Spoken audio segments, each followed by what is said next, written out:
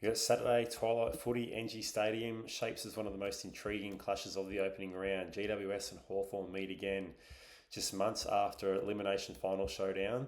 That was Hawthorn that got the job done that day. They got out to that early lead. GWS came from the clouds late in the third quarter, but Hawthorn steadied in the last win by 19. That was their first win at the venue since the Giants came into the competition, so they're back there again on Saturday.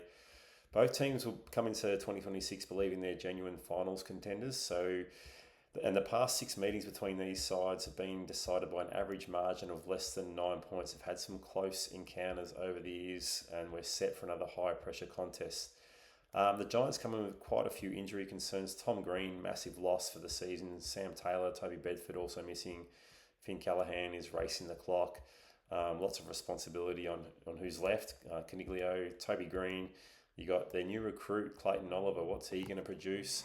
But just with those injuries, there's questions around their midfield depth. Now, Hawthorn have got their problems as well. James Walpole headed off to Geelong in the off-season. Will Day, another long-term injury. And it looked disastrous when John Newcombe was suspended by a week, but he had that overturned at the tribunal. I think his presence is going to be the difference. If he wasn't in the side, probably go GWS. But with Newcombe in, that should steady the Hawks ship in the middle.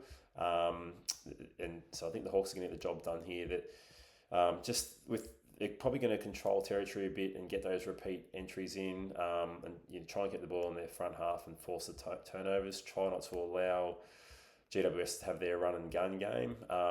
And with some key defensive players out for the Giants, I think Jack Gunston up forward, aging like a fine bottle of wine. He's going to kick a few. Nick Watson should be buzzing around. And Connor McDonald, he's going to spend more time through the midfield, but he has a good record against GWS. So in terms of selections, Hawthorn, take them at the head-to-head. They can get the job done again. They knocked over the Giants twice last year. They're just too undermanned, GWS, and those absences, I think, will prove decisive.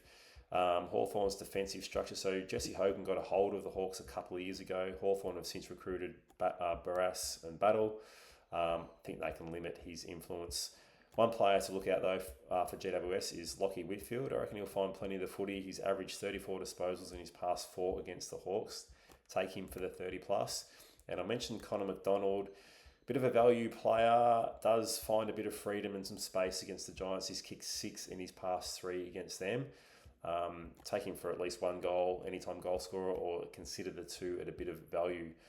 Tight contest. Hawks will get the job. Their system and their pressure should just give them the edge against an undermanned Giants outfit. Good luck. Let us know who you're on, the Hawks or the Giants.